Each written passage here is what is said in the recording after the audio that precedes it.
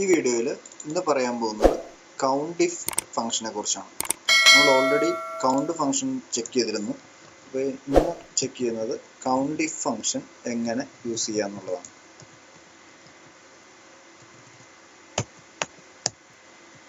കൗണ്ടിഫ് okay, ഇതാണ് നമ്മളിന്ന് check ചെയ്യാൻ പോകുന്ന ഫംഗ്ഷൻ.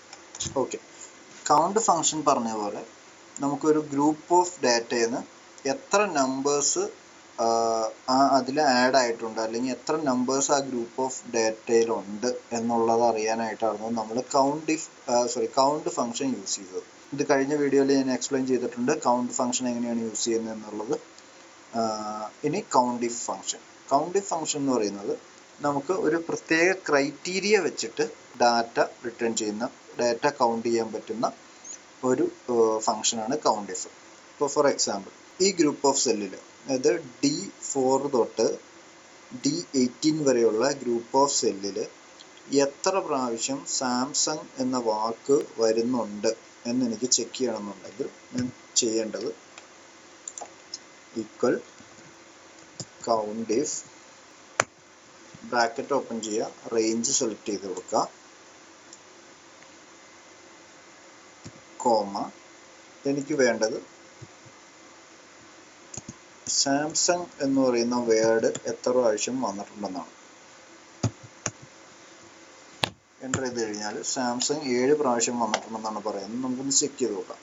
1 2 3 4 5 6 7 7 പ്രാവശ്യം സാംസങ് വന്നിട്ടുണ്ടെന്നാണ് പറയുന്നത്.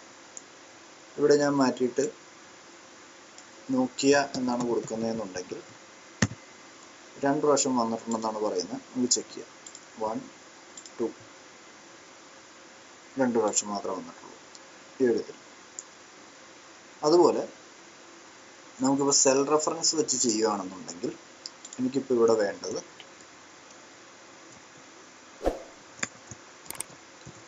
MI എന്ന് പറയുന്ന ബ്രാൻഡ് ഈ സെല്ലിൽ എത്ര പ്രാവശ്യം വന്നിട്ടുണ്ടെന്നാണ് എനിക്ക് ഡിസ്പ്ലേ ചെയ്യേണ്ടത്.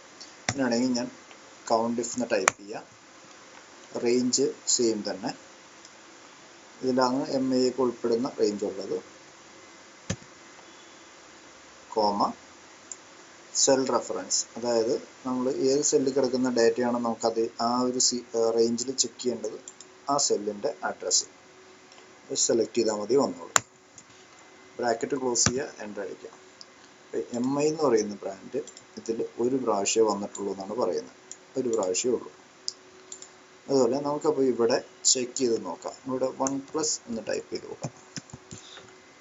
1+ എന്ന് ടൈപ്പ് ചെയ്യുമ്പോൾ ഇവിടെ 4 പ്രാവശ്യം വന്നിട്ടുണ്ടെന്നാണ് പറയുന്നത്. ചെക്ക് ചെയ്യാം. 1 2 3 4 1+ 4 പ്രാവശ്യം. അതുപോലെ നമുക്ക് നമ്പറിൻ്റെ കേസ് നോക്കുകയാണെന്നുണ്ടെങ്കിൽ, ഇപ്പോൾ എനിക്ക് ഈ സീരീസിൽ 500ന് ഗ്രേറ്റർ ദാൻ 500ന് മേലെയുള്ള വാല്യൂസ് നമുക്കിവിടെ എത്ര പ്രാവശ്യം വന്നിട്ടുണ്ടെന്ന് കൗണ്ട് ചെയ്യണം. അങ്ങനെയാണെന്നുണ്ടെങ്കിൽ equal sign again count if, range select ചെയ്യാം,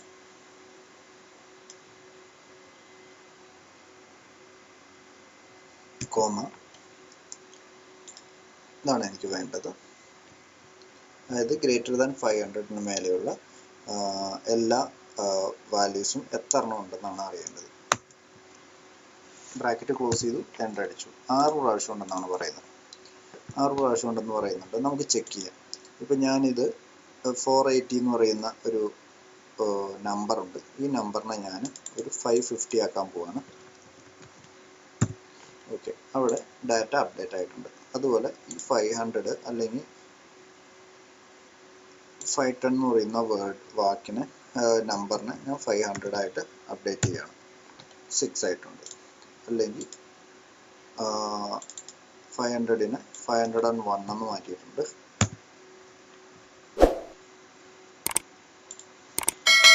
ചെയ്തിട്ടുണ്ട്, അപ്ഡേറ്റ് ആവുന്നുണ്ട്. അപ്പോൾ ഇങ്ങനെയാണ് നമ്മൾ കൗണ്ട് ഇഫ് ഫോർമുല നമുക്ക് ഉപയോഗിക്കാൻ പറ്റുന്നത്.